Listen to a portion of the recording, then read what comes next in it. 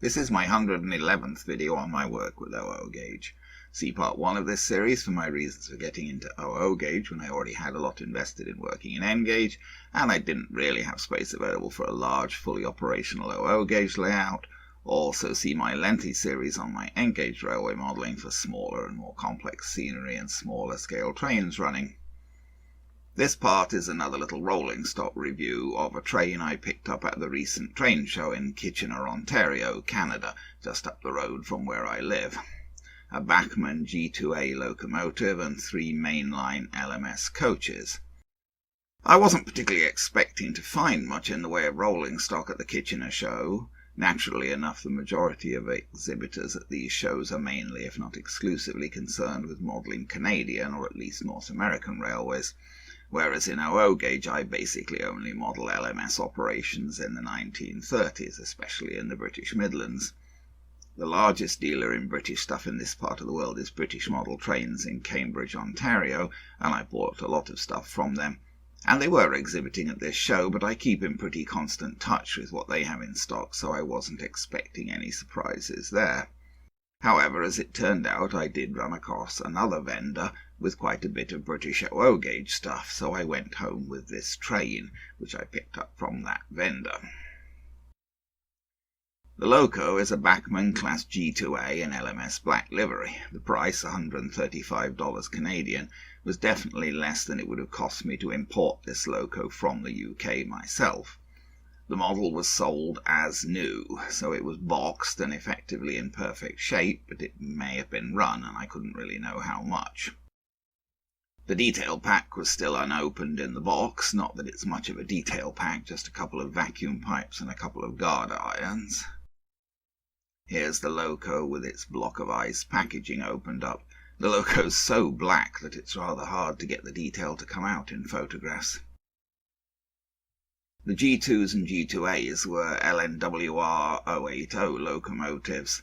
The G2As were built in the early 1920s, just before the LNWR was amalgamated into the LMS in 1923. They were, along with the G1s, sometimes known as Super Ds, as they were essentially a superheated version of the older LNWR 080 D class. They were essentially heavy freight locos, rated 7F by the LMS, so to some extent they might be seen as precursors to Stanier's 8Fs. Until the arrival of the 8Fs, the G2s and G2As were pretty much the heaviest freight locos that the LMS had. With that loco, I also bought 3 mainline LMS coaches. I suppose they don't exactly go with the loco really, as the G2A would have been used mainly for freight. I bought these coaches because I quite like the look of them. They're a little different from the various other LMS coaches that I have. I believe they are modelled after the wood-panelled mainline coaches that were in use by the LMS before the introduction of Stanier's designs in the 1930s. The Bachmann G2A is a nice model. In some ways it's a fairly plain locomotive, being a workhorse rather than a showpiece, but the model has a nicely detailed cab interior and lots of fine riveting. The tender has a solid and weighty feel to it, as well it should. No fancy decoration and no external valve gear, as the loco had internal cylinders. But still a solid and realistic looking model, although obviously some weathering would make it more realistic, as this wasn't a loco that would generally look pristine in normal daily use. Coal load is a bit on the weak side, at least it doesn't really look very vibrantly like coal to me. I figured that I'd better run the loco in a bit, as I had no way of knowing whether it had been previously run in. So here's the G2A running in. I thought I'd better give it a bit of a run in. I bought it on the basis that it was like new, so it was in a box and it still had its detail pack. You don't really know how much someone might have run it, so I figured I'd better give it a bit of running in. Had Less problems with the loco. This has the same kind of rather silly loco to tender join as the Precedent, which is still sitting back there in the station. But it's not so bad on this one because the pin on the tender is longer and the drawbar seems to be held more rigidly in position from the loco, so it can come apart, but it's not so, I mean, it's not such a struggle to keep it joined. In fact, it's not that prone to coming apart on this one, whereas the Precedent, it's a real struggle to keep it joined. This is running at 70% power on the Morley now, so it's much more sensibly geared. This would be about 35% power for the Precedent. Actually, it has maybe sped up a little bit since I started the running, and it's been running in for a little while now.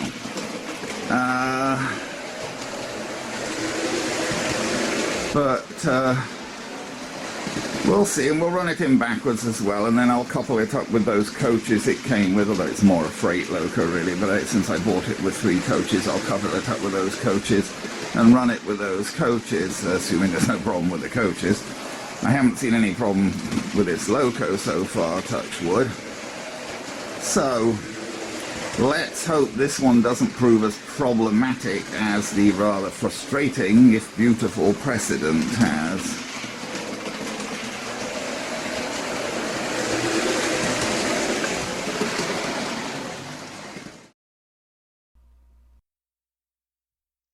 I was very pleased to find that the loco ran smoothly and evenly in both directions, with very reasonable gearing and no stuttering or slowing down even over points.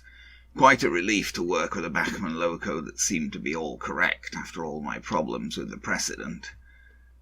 The G2A did also feature Bachmann's silly way of connecting the loco to the tender, requiring a plastic pin on the tender to be inserted into a hole in the drawbar from the loco. But in this case the drawbar was better mounted on the loco and the pin on the tender was longer, so it was easier to keep the hookup properly engaged in this case, even if it did still require intention. Having run the loco in, I railed up the 3 coaches that I'd bought at the same time. I figured I'd run these together as a train, even if the G2A was basically a freight loco. I was quite pleased with the look of the mainline coaches on the tracks, and there didn't seem to be any problems with their gauging or free running. These coaches represent mainline corridor coaching stock. This is one of the 2 composites. Here's a close-up of the second composite. And here's the third-class brake that completed the set. So now let's finish with some running video of this train. So, I've got the G2A, the 080, railed up here with those coaches that I bought at the same time as it. It's really more a freight engine, the Super D, true, but I bought these coaches at the same time as it, so I'm going to keep them as a train together for now. So it's running, might not have needed running in, but it's been running again, so let's see how it goes. I've got the Morley handheld controller in my other hand, so we'll see if we can get it going now. There we go, gentle pull away. It's quite low geared though, this. That's about 50%. Yep, that's 50% basically, so maybe I've aged up to 60 there actually. There we go. Sorry, I'm looking at the controller rather than the camera's viewfinder to see exactly what level I've got it at. So far, at least, I'm very pleased with the performance of this engine. And I think it looks quite nice with those coaches. Let's try and pull it into the station there. Yes, all we didn't really overshoot with the coaches, I overshot. not having a détente on the Morley I have now. The Morleys they sell now, I gather, do have a détente, at least on the handheld controllers, but mine doesn't. It's a little slightly older one.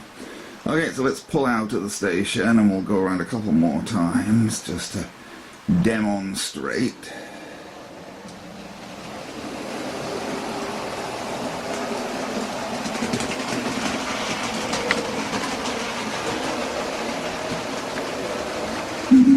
I bought those coaches as well. I didn't really necessarily need more LMS coaches, but they're a little bit different to any of the other LMS coaches that I have. I don't have other LMS coaches exactly like these. I have early Airfix ones and later Airfix ones, and Hornbys and Bachmans. But these are just a little different.